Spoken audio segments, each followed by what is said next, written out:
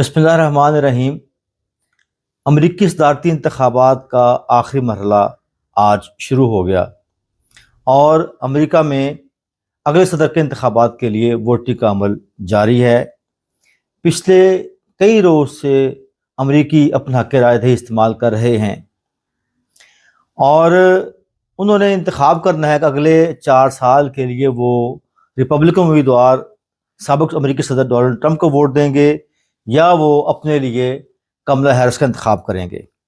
امریکہ کی 7 ریاستیں جنہیں کہ سوئنگ اسٹیٹ کہا جاتا ہے وہ اس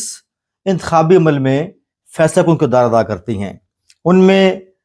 پینسلوینیا ہے، جارجیا ہے، شمالی کیرولینا ہے، مشیگن ہے، ایریزونا ہے، وسکونسن ہے اور نیواڈا ہے۔ اور ان ریاستوں کے اندر جو مقابلہ ہے وہ فیصلہ کرتا ہے کہ اگلا امریکی صدر کون منتخب ہوگا۔ یہ واحد ایسا صدارتی مقابلہ ہے کہ جو پچھلے بہت سے عرصے میں ہونے والے مقابلوں میں اس لحاظ سے بھی منفرد ہے کہ آج کے دن تک کسی ایک امیدوار کو بھی فاتح قرار نہیں دیا گیا۔ یہ تو ضرور ہوا کہ کچھ پوائنٹ کبھی کملا ہیرس آگے ہیں اور کبھی ڈونلڈ ٹرمپ آگے ہیں، لیکن واضح برتری کا کسی امیدوار کے بارے میں بھی اعلان نہیں کیا گیا اور نہ ہی کسی نے اس بات کا مطالبہ کیا کہ فلاں امیدوار جو ہے وہ واضح اکثریت حاصل کر کے کامیاب ہو جائے گا۔ جو الیکٹورل ووٹ کالج کا جو بہت پیچیدہ نظام ہے امریکہ کی صدارتی انتخاب میں، ان کی تعداد ہے 538 ٹوٹل الیکٹورل ووٹ میں سے جو امیدوار 270 یعنی کہ 270 الیکٹورل ووٹ لے گا وہ جیت جائے گا۔ اب جو یہ سوئنگ اسٹیٹ ہیں ان میں ملا جلا رجحان رہا ہے، کبھی تو ان ریاستوں کے اندر ڈیموکریٹک برتری لے گئے اور کبھی ریپبلکن برتری لے گئے۔ اس بار تبدیلی یہ ہے کہ جو امیگرینٹس ہیں، جو آباد کار ہیں ان ریاستوں کے اندر، ان کا جو ووٹ بینک ہے وہ اس الیکشن میں ایک کلیدی کردار ادا کرے گا۔ یہ بھی کہا جا رہا ہے کہ اگر تو کملا ہیرس کامیاب ہو گئیں تو ڈونلڈ ٹرمپ ٹھنڈے پیٹوں اس ہار کو قبول نہیں کریں گے اور دوبارہ سے وہی کام ہوگا جو 2020 کے الیکشن میں ہوا تھا۔ یعنی کہ جو ڈونلڈ ٹرمپ ہیں وہ نہ صرف یہ کہ ریئیکشن کریں گے، احتجاج کریں گے، بلکہ امریکہ میں ایک طویل قانونی جنگ کا آغاز بھی ہو سکتا ہے۔ لیکن اگر ٹرمپ کامیاب ہو گئے تو پھر کملا ہیرس کے بارے میں یہ کہا جاتا ہے کہ وہ شاید اس طرح سے رد عمل کا مظاہرہ نہیں کریں گی اور وہ امریکی صدارتی انتخابات کے نتائج کو تسلیم کر لیں گی۔ آج کا جو انتخاب ہے اس کے بارے میں پاکستان کے بارے میں بھی بہت سی پیشین گوئیاں کی جا رہی ہیں کہ ڈونلڈ ٹرمپ جب جیت جائیں گے الیکشن میں اور آتے ہی وہ پہلی کال پاکستان کے اندر کریں گے کسی بہت طاقتور شخصیت کو اور ان سے مطالبہ کریں گے کہ پاکستان کی عدالتوں کو یہ ہدایت جاری کی جائے کہ وہ جیل میں بند ایک لیڈر کو فوری طور پہ ریلیز کر دیں۔ لیکن دوسری جانب یہ بھی کہا جا رہا ہے امریکیوں کی طرف سے بھی کہ اگر ڈونلڈ ٹرمپ نے ماضی میں عمران خان صاحب کو کوئی فیور کی یا پاکستان کے وزیر اعظم کی حمایت کی تو وہ پاکستان کے پرائم منسٹر کی فیور کی گئی تھی، نہ کہ کسی ایک خاص شخصیت کی فیور کی گئی تھی، کیونکہ جو امریکہ کی پالیسیاں ہیں وہ شخصیات پہ ڈیپینڈ نہیں کرتی ہیں، وہ کنٹری ٹو کنٹری وہ اپنے جو ان کے امریکہ کے وسیع تر مفادات میں جو چیزیں ہوتی ہیں ان کے بارے میں وہ فیصلے کرتے ہیں، نہ کہ کسی شخصیت کو سامنے رکھ کے وہ فیصلے کرتے ہیں۔ اور یہ بھی کہا جا رہا ہے کہ اگر ڈونلڈ ٹرمپ کامیاب ہو گئے تو ممکن ہے کہ فلسطین کے اندر جو اسرائیل کی نسل کشی ہے اس میں اضافہ ہو جائے۔ لیکن ماضی میں ہم نے یہ دیکھا ہے کہ ٹرمپ نے کامیاب ہونے کے بعد جو پہلا دورہ کیا تھا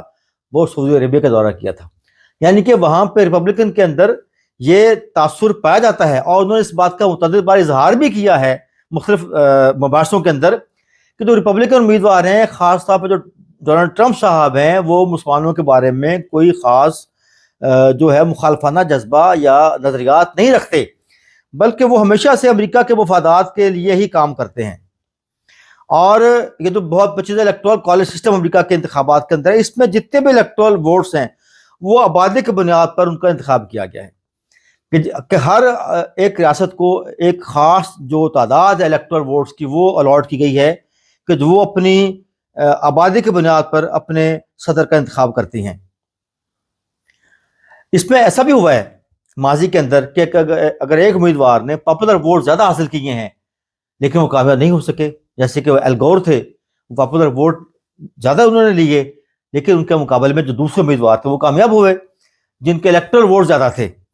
تو امریکہ کی ریاست میں جو الیکٹرل کالج ووٹ کا جو سسٹم ہے وہ یہ ہے کہ اگر کوئی بھی شخص، کوئی امیدوار ایک ریاست سے کامیاب ہوگا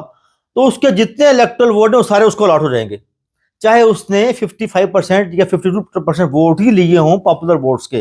اور دوسرے امیدوار کے ووٹ چاہے 40% یا 45% بھی ہیں، تو اس کو اس تناسب سے الیکٹرل ووٹ نہیں ملیں گے، بلکہ جو مجموعی کامیاب ہوگا سارے الیکٹرل ووٹ اس کو مل جائیں گے۔ تو یہ بہت پیچیدہ سسٹم ہے امریکہ کے صدارتی انتخاب کا۔ اس میں جو سوئنگ اسٹیٹس ہیں ان کا بڑا کردار ہے کہ وہاں پہ جو پاپولر ووٹس ہیں وہ سوئنگ کرتے ہیں، کبھی وہ ایک امیدوار کے جانب رجحان رکھتے ہیں، کبھی وہ دوسری جانب رجحان رکھتے ہیں۔ جیسے کہ ماضی کے اندر پینسلوینیا کی ریاست ہے، اس کے ٹوٹل ووٹ 19 ہیں، جارجیا کے 16 ہیں، شمالی کیرولینا کے 16 ووٹ ہیں، اور مشیگن کے 15 ووٹ ہیں، ایروزونا کے 11 ووٹس ہیں، وسکونسن کے 10 ووٹس ہیں، اور نیواڈا کے 6 ووٹ ہیں۔ اور پینسلوینیا کے زمانے میں ڈیموکریٹک سیاست کے طور پر اس کو تصور کیا جاتا تھا، لیکن 2016 میں ٹرمپ نے وہاں سے کامیابی حاصل کی پینسلوینیا سے، اور وہ سارے الیکٹرل ووٹ لے کے وہ منتخب ہو گئے، جبکہ ان کی برتری صرف 0.7% تھی پاپولر ووٹس کی، لیکن ان کے پیچیدہ سسٹم کی وجہ سے جتنے الیکٹرل ووٹ تھے 16 کے 16 وہ ٹرمپ کے حصے میں آئے اور وہ کامیاب ہو گئے۔ اسی طرح جو سب سے زیادہ آبادی والا علاقہ ہے وہ انہوں نے جیت لیا۔ 2020 میں جو بائیڈن نے 1.2% ووٹ زیادہ لینے کا دعویٰ کیا تھا، لیکن فیلاڈیلفیا اور پیٹسبرگ جیسے اپنے جو ریسٹ بیلٹ کے سٹیز ہیں وہاں پہ ووٹس کی تعداد جو تھی وہ جو بائیڈن کے حق میں زیادہ ہوئی تو وہ کامیاب ہو گئے۔ اب امریکہ کا انتخاب آج مکمل ہو جائے گا اور کچھ دن تک اس کے نتائج بھی آپ کے سامنے آ جائیں گے۔ تو کیا ایسے میں پاکستان کے عوام یہ بات سمجھنے میں حق بجانب ہیں کہ امریکہ میں الیکشن ہوتے ہی پاکستان کے اندر کسی بھی قسم کی سیاسی تبدیلی کا آغاز ہو جائے گا؟ کیا اس طرح کی توقعات رکھنا امریکی انتخابات سے لازمی ہے، جبکہ قومی اسمبلی نے اور سینٹ نے ایک بل پاس کیا ہے کہ جس میں تمام جو سروسز چیفز ہیں، پاکستان آرمی، پاکستان نیوی اور یہ جو فضائیہ کے چیفز ہیں، ان کی جو مدت ملازمت ہے وہ 3 سال سے 5 سال کر دی گئی ہے۔ اس بل کی منظوری کے بعد اور امریکی انتخابات میں کسی بھی قسم کے نتائج آنے کے بعد ضمنی حقائق کے مطابق ہمیں اپنی توقع پاکستان کی عدالتوں سے رکھنی چاہیے کہ پاکستان کی عدالتوں میں انصاف ہوگا، جو کہ انصاف ہمیشہ سے ہوتا آیا بھی ہے، نہ کہ پاکستان کے عوام کو اپنی جو توقعات ہیں وہ امریکی ریاست یا امریکی انتخابات سے جوڑ لینی چاہیے۔ بہت شکریہ۔